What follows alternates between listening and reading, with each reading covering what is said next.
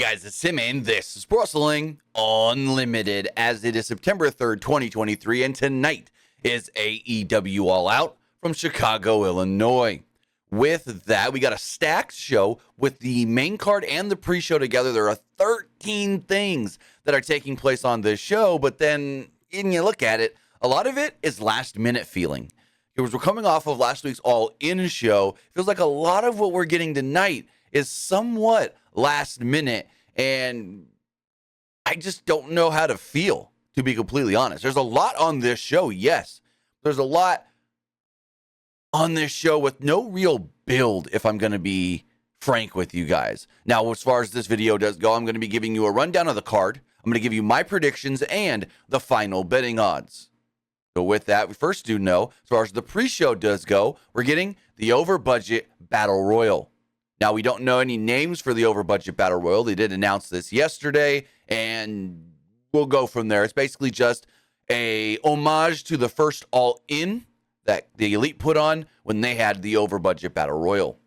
But as they get into matches, we do know who's going to be in it. We have a trios match. This trios match, we'll see Athena, Mercedes Martinez, and Diamante take on the team of Hikaru Shida, Willow Nightingale, and Sky Blue.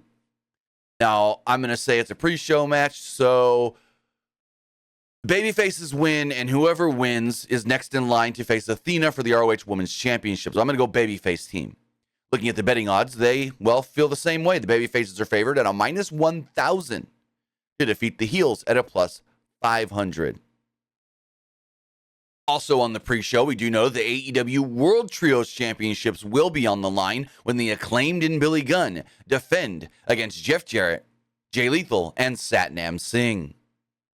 Now, as far as this match does go, I don't see the Acclaimed and Daddy Ass losing the belts this quickly. They only got them a week ago. They gave them special scissor belts, the back of the belt scissor. So, yeah, babyfaces, the Acclaimed, Billy, they're picking up the victory here. As far as the betting odds do go, they're huge favorites, as the Acclaimed and Billy Gunn are favored at a minus 2,000 to win and retain over Jarrett, Lethal, and Singh at a plus 700. Moving on to the main card, we got tag team action as Eddie Kingston and Katsuyori Shibata will be taking on the Blackpool Combat Club's Claudio Castagnoli and Wheeler Yuta.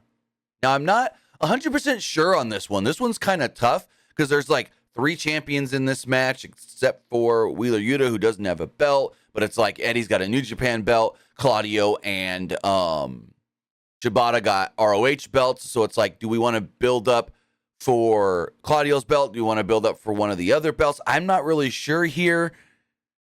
I'm going to go Eddie Kingston and Shibata picks up the win. And maybe that leads to Eddie Kingston challenging Claudio for the Ring of Honor belt, the Ring of Honor World title.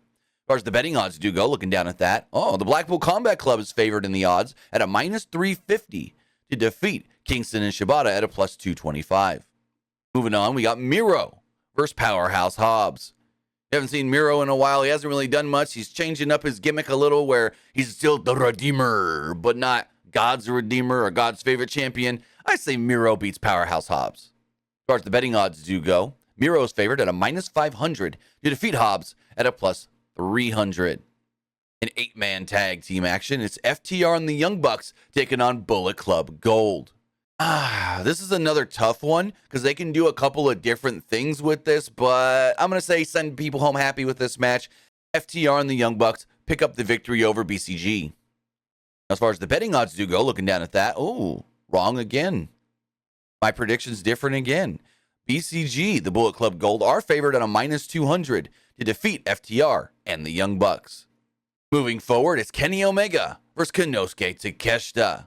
This match has been building up for quite some time now, ever since really Double or Nothing, when Takeshita attacked Omega during Anarchy in the Arena and aligned himself with Don Callis. As far as my prediction does go, though, they're doing some great things with Takeshita. I think they want to push Takeshita really hard, but we need to start building Omega back up, so Kenny is going to pick up this victory.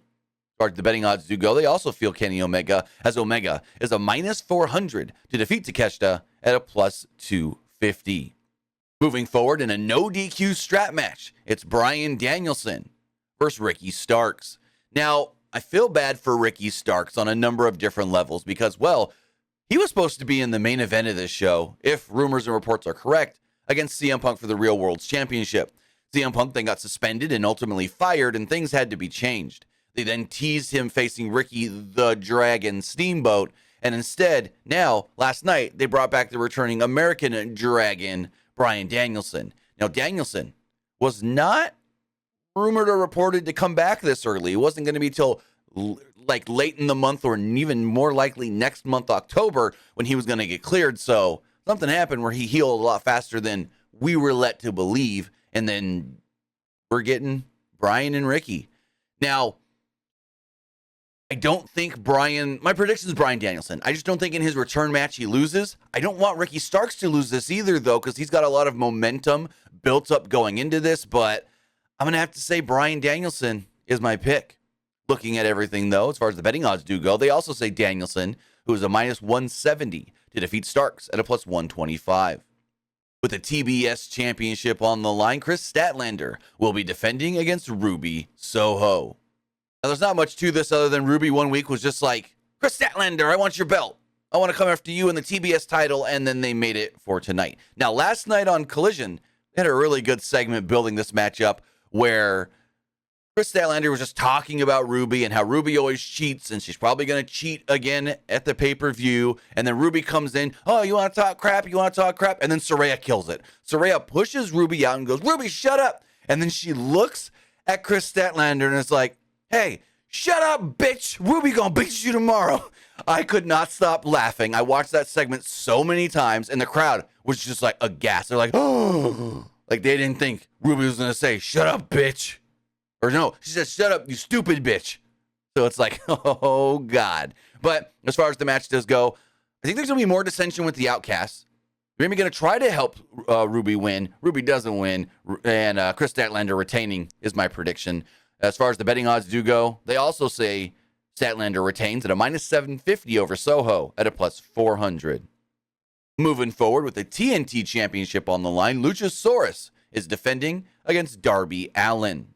Now, there's a lot to unpack here because it's like Christian keeps walking around with the belt saying he's the champ. And then he goes, no, we're the champ. And Luchosaurus is the one that's actually defending the title. But Christian's going to be there at ringside. He's probably going to get involved. Maybe Sting gets involved. Darby said last night he wants Nick Wayne. And I don't know what's going on with this match. It's a very jumbled up storyline with the whole Christian Luchosaurus. Who's the champ? Who's not the champ? What the hell's going on with the belt? But you know what? I was going to say it. Darby wins. That's my prediction. I could be wrong on that one, but I'm going to say Darby Allin wins. Looking over at the betting odds, they say Luchosaurus retains at a minus 140 over Darby at a plus 100. Moving on, the ROH World Television Championship will be on the line when Samoa Joe defends against Shane Taylor. Now, if you're unaware, and I was unaware, Shane Taylor actually won a tournament on Ring of Honor television to earn this title shot. Now, most people don't watch Ring of Honor television because it's behind the Honor Club paywall. So I bet a bunch of you didn't even know that Shane Taylor won the tournament. Because when they announced this match, it just felt super whatever out of nowhere. Huh? What? That's what I was thinking. Why is this match happening? And why are you not saving it for like Final Battle, the next Ring of Honor pay-per-view? But regardless, Shane Taylor won a tournament. He's the number one contender, but I still think Samoa Joe retains the belt. Looking at the betting odds, they also feel like Samoa Joe, oh crap, they really feel like Samoa Joe is going to retain this belt, as Joe is a minus 5,000 favorite to win and retain over Taylor at a plus 1,000. Speaking of Ring of Honor titles, the Ring of Honor World Tag Team Championships will be on the line when the new champions of Better Than You Baby, Adam Cole and MJF, defend against the Dark Order, Alex Reynolds and John Silver. Now, Reynolds and Silver did win a Battle Royal this past week on Rampage to become number one contenders, but who the hell cares about this match? Who cares at all about this title match? It's like there's a couple things playing against it. No one sees Reynolds and Silver as viable contenders or challengers or people that can beat the champions. And then the other question is, so Max is doing this and not defending the world title on the pay-per-view? What? There's a couple things here that's kind of what the what. No AEW world title match on the pay-per-view, and it's Dark Order. It's Dark Order. What? No one's going to care about this. It's going to be kind of like, oh, here's your fun comedy match. Dark Order is going to do some cool things, and there's going to be some comedy here, but then Dark Order is going to try and like bulk up. John Silver likes to do the whole, sweaty meat boy, or whatever he calls himself, and seem like he's a viable challenger in matches.